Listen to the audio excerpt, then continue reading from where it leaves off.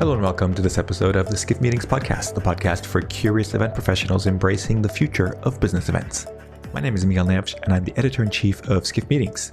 In this episode titled Proving the Value of Meetings to the Wider Business World, I have the pleasure of speaking with Paul Van Deventer, the CEO of Meeting Professionals International. We cover things like how the industry only started to learn how to tell its story when it came under attack from politicians during the 2008 financial crisis.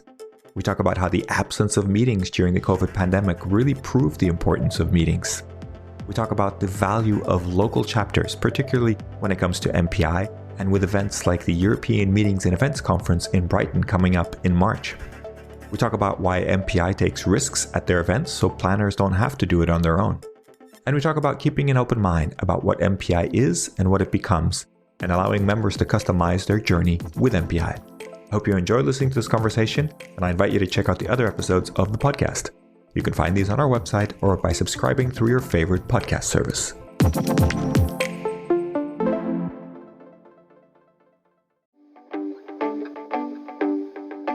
And now for a word from our sponsors, PHL Life Sciences, a division of the Philadelphia Convention and Visitors Bureau. Host your convention or trade show in Philadelphia, one of America's leading life sciences hubs. PHL Life Sciences, the first and only CVB division of its kind, will connect you to the professionals at the forefront of your industry and to a culture you can only find in Philadelphia. A city known for its rich history that's forging a bright future, Philadelphia challenges the expected and defies convention. A world of discovery is waiting. Visit phllife.com to learn more.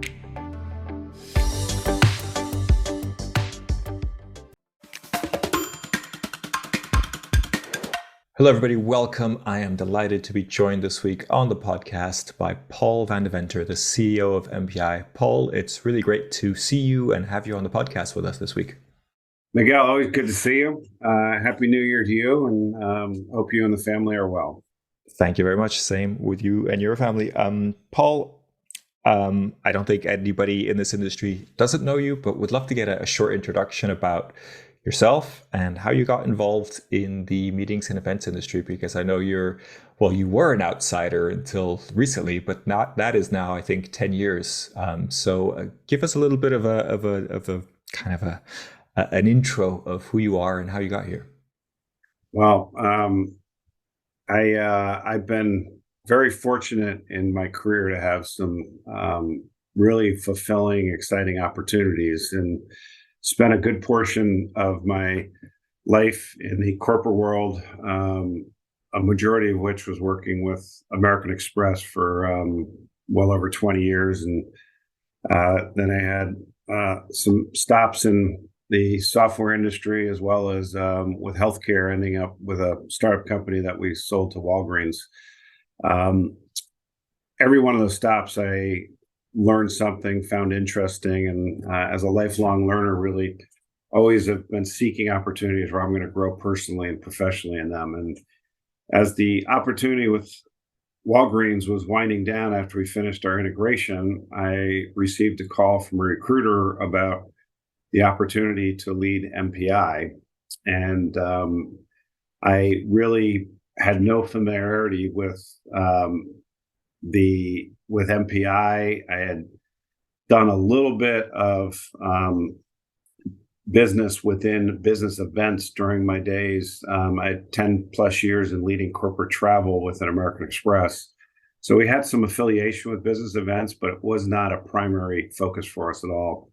So I wasn't that familiar with the industry, but I did know a lot of people in it because of the parallel universe I moved in. So I called up a number of my former colleagues and friends and asked about MPI, and I kept hearing a consistent refrain around this incredibly strong community, a group of leaders and volunteers and event professionals who were passionate about MPI, but that MPI had seemed to, quote unquote, lost its way over recent years, that it had lost a little bit of its direction. And but consistently I'd hear this was our career home, and so much of what I owe today to my career, I owe to MPI. I saw it as a unique opportunity to really build off of a great brand, something that in my experiences at 3M and then American Express, and then in the software space with a company called Mitchell, which had a very strong brand and a niche market in the States. And then with Walgreens, I really understood the value of a brand. And that's why I took the opportunity to join or take this leadership role. And to be perfectly honest, Miguel, I thought it might be a short experience for me, learn a little bit about this industry, grow again, and it would be my first CEO role. Then a funny thing happened along the way is I fell in love with the industry and I fell in love with the community that comprises MPI. And now, as you noted up front, I'll be celebrating my 10th anniversary next month, and absolutely wake up every day, love what I'm doing, and I love it because of the impact the business events industry has on the world, and I love it because of the strength of the MPI community, which was especially on display throughout COVID, how they supported each other and carried each other through a just terrible period of our industry and the world itself. Well, thank you for guiding us through that.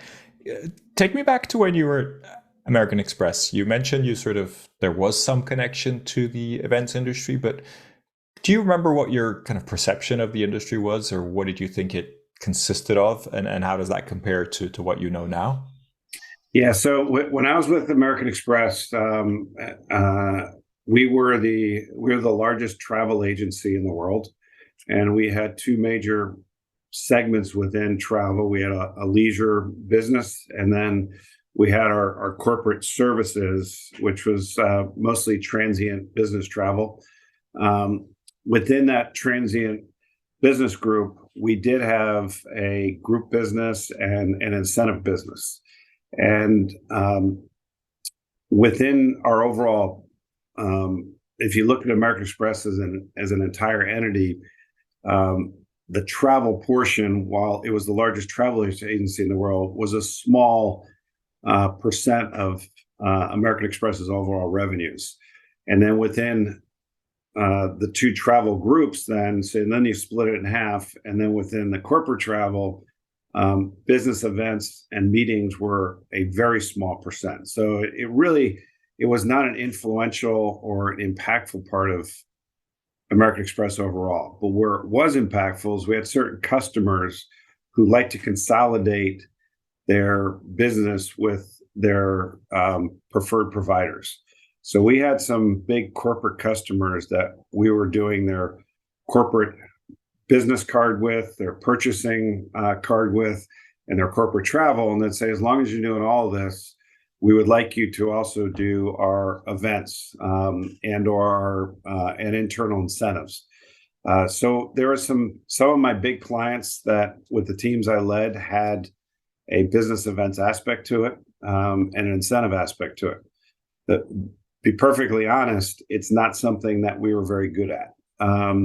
And so I would often have a hesitancy, or my team would have a hesitancy when a client would ask us to do it, and we would tend to recommend they use one of our partners or competitors who are very strong in that particular niche, because we didn't want to put the bigger business at risk. So while I was familiar with it, had clients doing it, my team would lead some efforts around it. It was not what you would call a core business, and it was one, and actually, in some ways, we would prefer to defer than to take on and embrace and actually go out and try to win. Fascinating how that perception hopefully has changed, right? And kind of everything you see. And that was part of that eye-opening that I had when I got into MPI and directly joined the business events industry. Was what an amazing industry, what a creative industry, what an impactful industry. And it's never too late to learn something. And here I learned what I'd been missing all those years when I was trying to defer that business as opposed to embracing it. Absolutely. And so I remember you telling me about not your first day on the job, but one of your first days on the job was actually at EMEC in Frankfurt, I believe, and kind of the size and the scope of the show kind of hitting you a little bit by surprise. Could you kind of take us through that? Yeah, so I was fairly new on the job within about a month when I joined, and everyone talked about this major trade show in our industry called IMEX Frankfurt, and that they were IMEX not only was a great trade show, but they were an important partner of MPI. So I planned to go over with several members of the team. I had some travel challenges, shall we say, getting there. So I ended up traveling alone, wasn't able to connect with the team on the way over, and arrived a day later than everyone else. So I'm on my own. I left the hotel. So I remember arriving at the messe, and as I got closer to the show floor, hearing a loud buzz and an energy coming through the doors of the trade show floor, and then I walked into the doors and was overwhelmed with the scope and scale of the show. Not just the fact it was a big trade show, because I had been to many big trade shows, but it was the creativity, the representation of the cultures at the different booths, and the energy of business getting done on that floor. I had never been to a trade show where you had seen so much actual business being conducted right there, contracts being signed. People came with the intent to do business, and it was getting done, and it blew me away. And then I went through 3 days there, one day after another, and get more and more immersed into it. And that's really when I began to understand the uniqueness of this industry and the creativity. And then it all culminated with, I stayed till the very last minute on the last day, and they're closing the floor, and I start to walk out the doors, and there, as you were exiting, were Ray and Karina shaking everyone's hand as they left the show floor and thanking them for being there. And that just really built on the sense of, this isn't just an industry, it's a family, it's a community. And they knew everybody by name, everyone knew them, everyone was, hugging and saying, see you soon. And it really was just a very impactful moment for me. And probably where a month into the job, I began to say, this is something bigger than I ever expected. So tell me a little bit. You've been leading MPI it's coming up to 10 years now. That's quite a mark. I think that's one of the longest CEO roles at MPI, if I'm not mistaken. I don't know the full history there, but would love to kind of just get your overview of, first of all, if you explain what MPI is to anybody who's not familiar with, and if you could take us through how it's developed since you started. Sure. 10 years is it's a long run.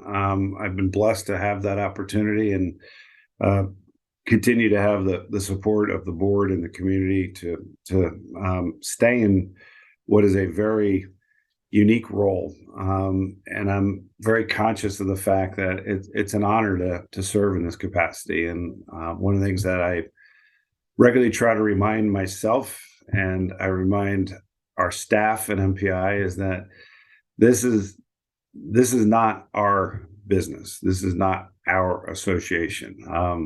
We're here in a capacity to support the community whose association it is. And we are fortunate enough to be stewards for a period of time of this powerful community and help it move forward.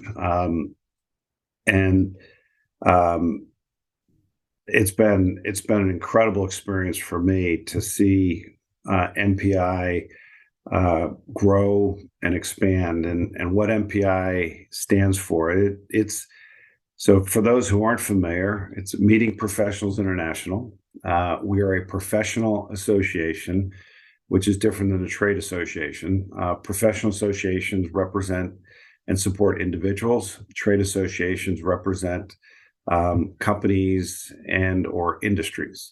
So within our overall charter, our primary focus is the professional development and growth of individuals who work within the business events industry.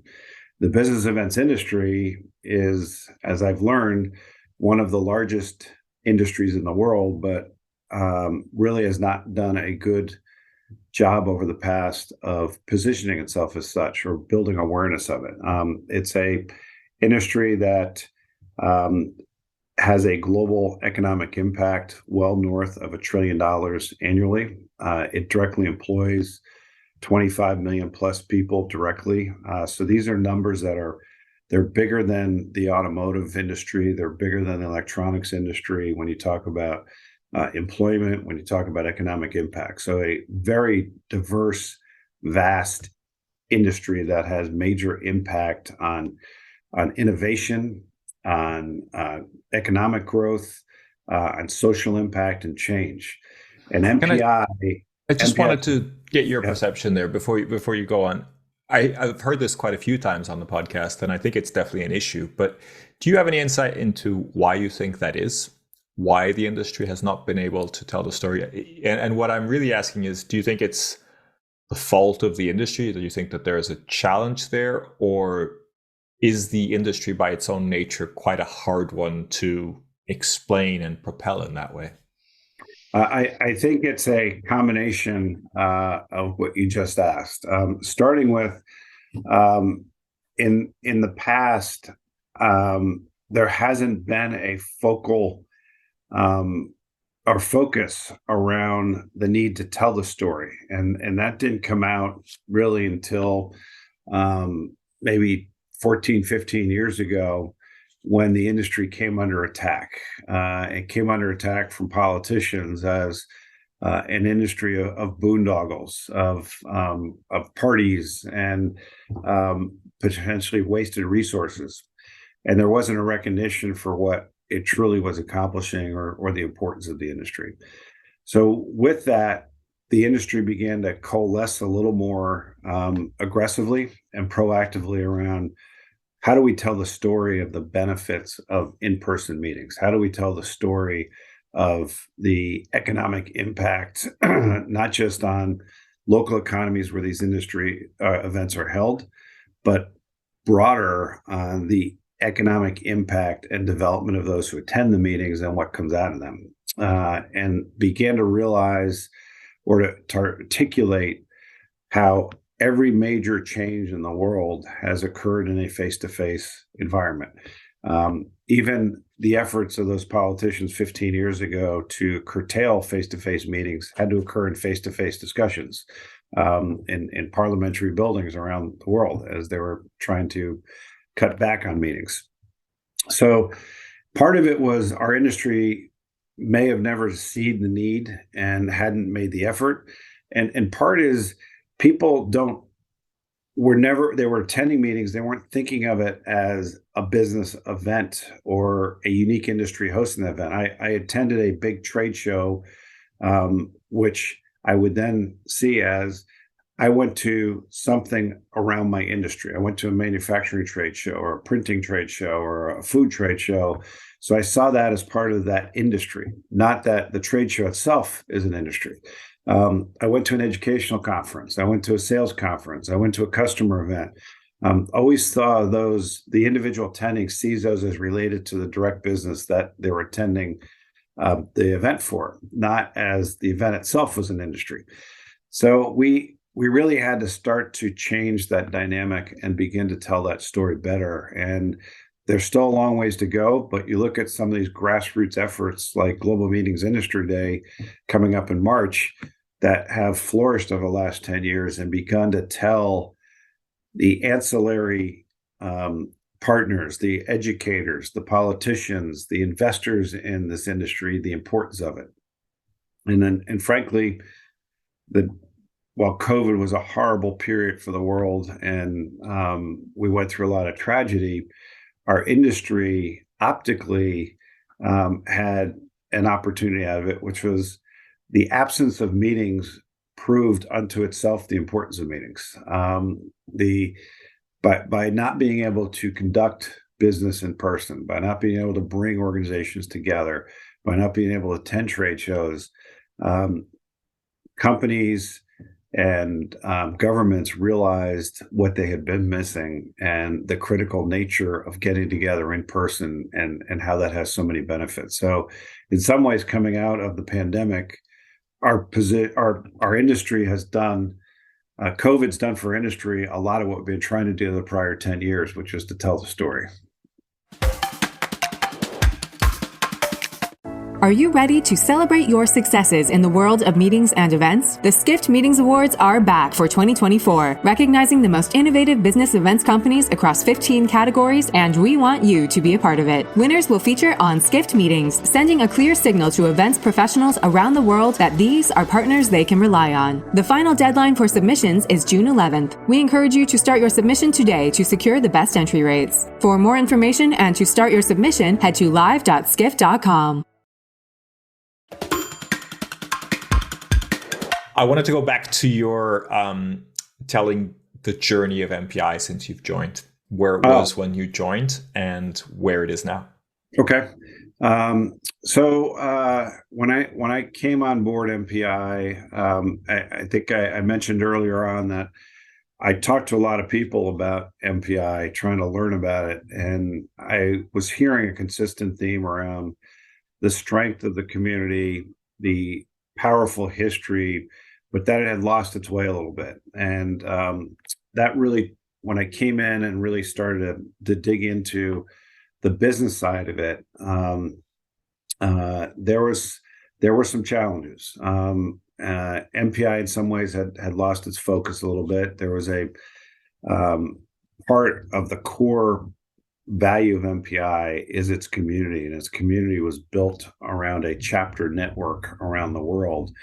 And there seemed to be a separation between the chapters and each other, and the chapters and the global entity. And there was also, as a professional development organization, we had lost in some ways our focus on what we were, which was a professional development organization. We seem to be thinking of ourselves as a meeting planning company or planning organization, when in fact we are the organization that helps develop the meeting planners, the meeting designers. So we regrouped around developing a very refreshed and tighter mission and vision.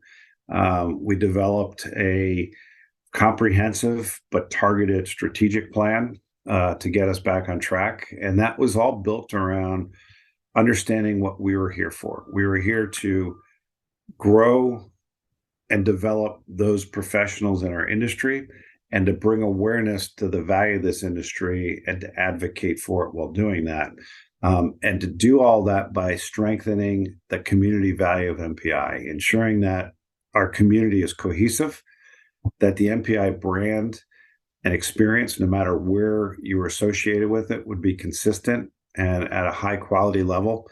So if you attended a chapter event in one region of the world or another, you would have an expectation of what you're going to get there. If you came to a event hosted by MPI Global, you had the same expectation of quality and delivery. And that quality and delivery was around professional development, educational value and content, networking opportunities, and business opportunities, all associated with our industry.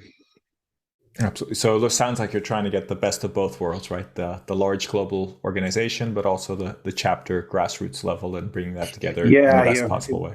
If I look at some of the great brands in the world, what I think they do very well is have an understanding of what their core promise is. And then they ensure wherever they appear, and whether it's a local affiliate of their organization or within a partner that is doing business with that organization, that wherever you go, you will know you're associated with that brand and the quality of that brand. But the experience has a localized feel to it too, that you understand that where the brand is coming to life that day, I'm going to get this level of quality, this level of service delivery, but I'm going to understand that I'm in a different region today. I'm in a different country today. I'm in a different environment. We want to do that with our chapters, enable them to be consistently or deliver consistent quality in their execution of interactions with the community, their networking opportunities, their training and their development but always be able to bring in what is a local need or a localized strategy, and a local quality. And that's, I think, also a blessing in this community, that I can be part of this community and welcomed anywhere in the world there's a chapter or a event going on, and really get the benefit of then immersing into a micro community that's wherever that event's being held. Absolutely, and I've benefited from that for most of my career, so I've been grateful for that. Let's talk about EMEC, your European Meetings and Events Conference. That's coming up in Brighton at the end of March. It is the first one in 3 years, right? So the last one was 2020, just before the pandemic hit. We gathered, or I was there as well, in Seville, and then we know what happened next. But the WEC, your global event, has been able to happen a number of times already, really never stopped, but EMEC has not. But you're back now. We are back. We are thrilled.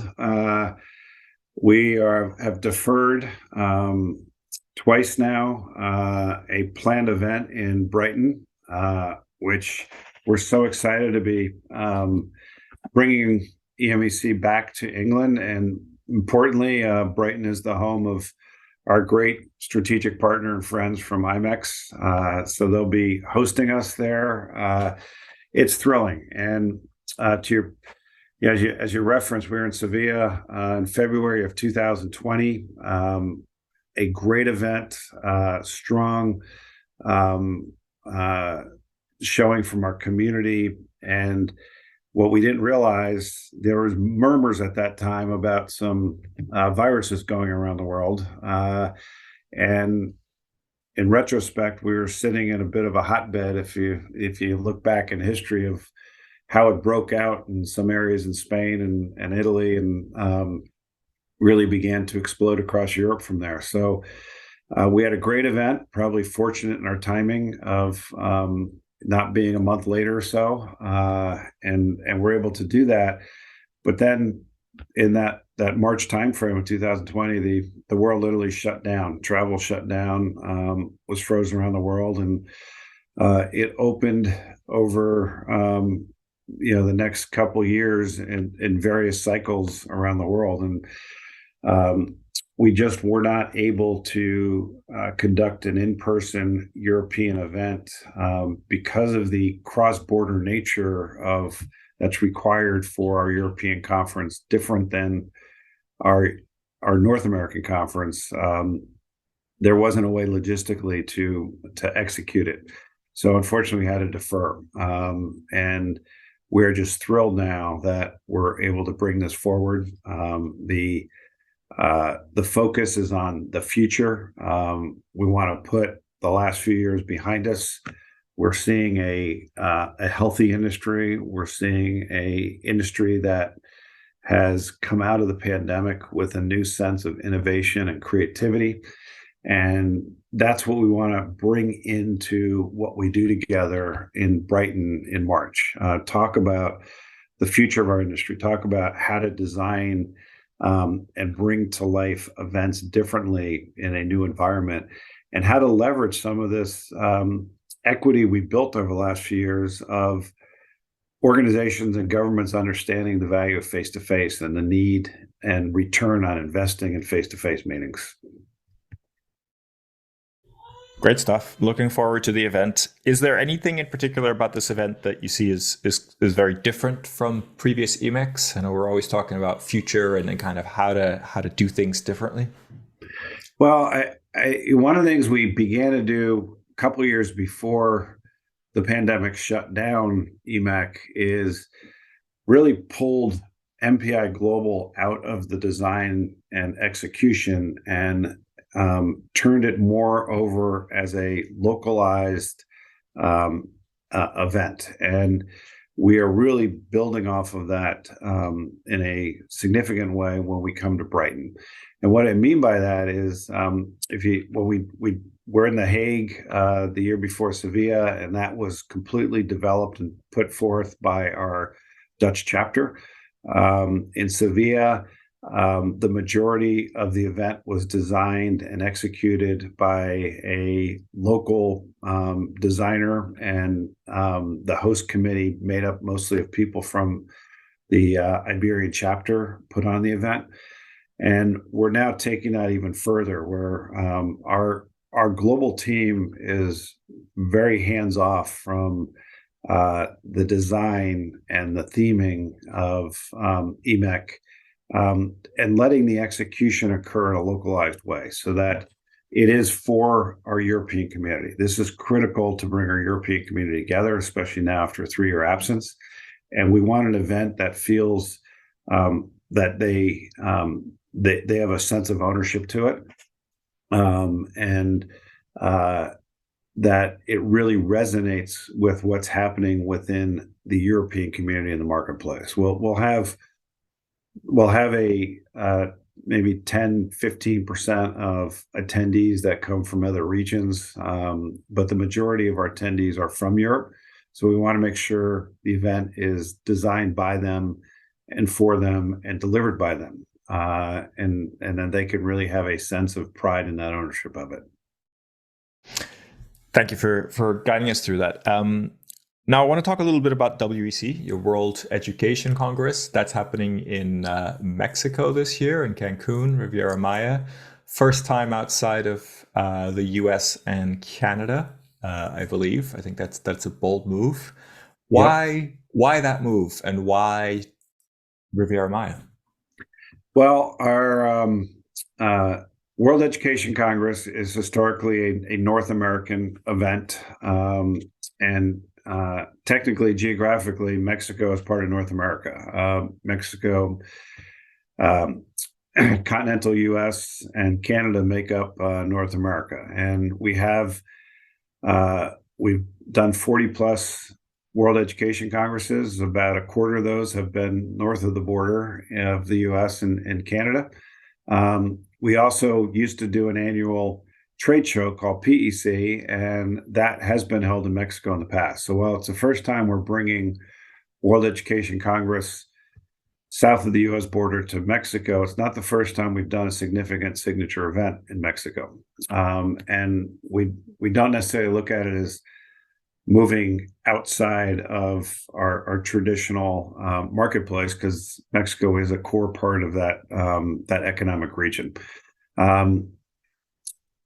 What we are focusing on with WEC, as we focus on every year, is what it is as a Congress. It is a professional development Congress that provides opportunities for individuals in our industry to get together, to grow, to get educated, to do business together, and to reconnect. And no matter where that's held, the intent of that Congress is always there. We hold it in areas where we've got great partners, that our community is strong. And when you look at the last 3 or 4 years, our fastest growing region in the world is Latin America. While unfortunately through COVID, our membership has contracted in many parts of the world, our membership has grown double digits every year throughout Latin America. It's the only region where we've added new chapters. So if you talk about the core community and the passion for MPI, it is at a very high level right now, not just in Mexico, but throughout the Latin American region. So it's a natural to bring our Congress down there. We've got great partners. We've got a very strong chapter and chapter network throughout the region. We've got passionate volunteers, and we really see our ability to execute WEC in a way that provides a dynamic, memorable experience where people will learn and connect. Is going to be really well brought forth really well within the environment that we'll be in Tulum. And Just one note is the Riviera Maya term they're trying to rebrand a bit as Mexican Caribbean. So you'll probably hear that more often than you'll hear Riviera Maya now as we go forward. Okay. And we can expect a WC in the same type of format as we've had before, or is this a different style of event? Well, when you say WC in a type of forum we've seen before, I would challenge that in one way, in that we're always trying to bring new ideas to bear within the conference. And we try to break the mold a little bit every year in how we design and execute WEC. And while at the end of the day, when you're moving 2,000 or 3,000 people around, there's some core things that need to be in place. The core structure of an event that scale will always remain, but how you design the actual show, how you design the flow, how you deliver the content will vary and change every year. One of the things we like to say is we'll take some risks so that planners may not have to on their own. We'll try some things that may fail. We'll do things differently that you may or may not like as a planner as you watch how it's designed and is executed. But hopefully everyone can learn from what we do. And we're doing some very creative things in how our sessions work this year and how the breakouts work. And we're also, like we do everywhere we go, whether we are in Louisville next year, whether we're in San Francisco the prior year and Canada before that, everywhere we go, we try to bring the local culture and to really leverage the unique venues and facilities that are available. And we'll be doing the same here in Mexico. And part of that culture is just a different pace. And that's going to affect the design of the flow of the day. Our general sessions are going to be a little punchier and shorter, but maybe more frequent. There will be some pauses in the afternoon for more individual experiences as opposed to big group events going on. So we're really trying to look at it of how can we leverage this beautiful location with amazing venues and facilities that we'll be at, while always delivering on that top line professional development and growth, networking opportunities, business opportunities. Sounds very appealing. Looking forward to participating if I can. That is in the plans, but not necessarily confirmed just yet. Well, I hope you're there. You're always a key part of it. I love it. Wanted to wrap up by just getting your vision for MPI for the future. We hear a lot about future generations and the potential that associations may not be as relevant, or professional associations. Or what's your view on that, and what are you doing, or how are you preparing MPI for the future? Well, we just celebrated our 50th anniversary in 2022, and it's an important milestone, but it's not the end game. What I said throughout COVID and through our celebration last year is that while we've been around for 50 years, we have an obligation to ensure MPI can be here for the next 50, to do what it's done for so many in the past, to help be that career home for individuals, to help be the voice of this industry. And so we built a new strategy and a mission. We refined our mission. We built a new strategy to look to the future, to where MPI can continue to be a bedrock of this industry and a support for the professionals that bring this industry to life. But one of the big changes we're making is in recognition, to your point, that people may not look at associations or membership the same way they have in the past. And we're building a focus around more around the general community as opposed to individual memberships. And looking at how professionals and individuals want to interact within that community and how the community supports each other. Membership may become a component of that interaction and may become a component of the experience of being part of the MPI community, but it's no longer going to be the end all and be all of, if you're not a member, you're not part of MPI.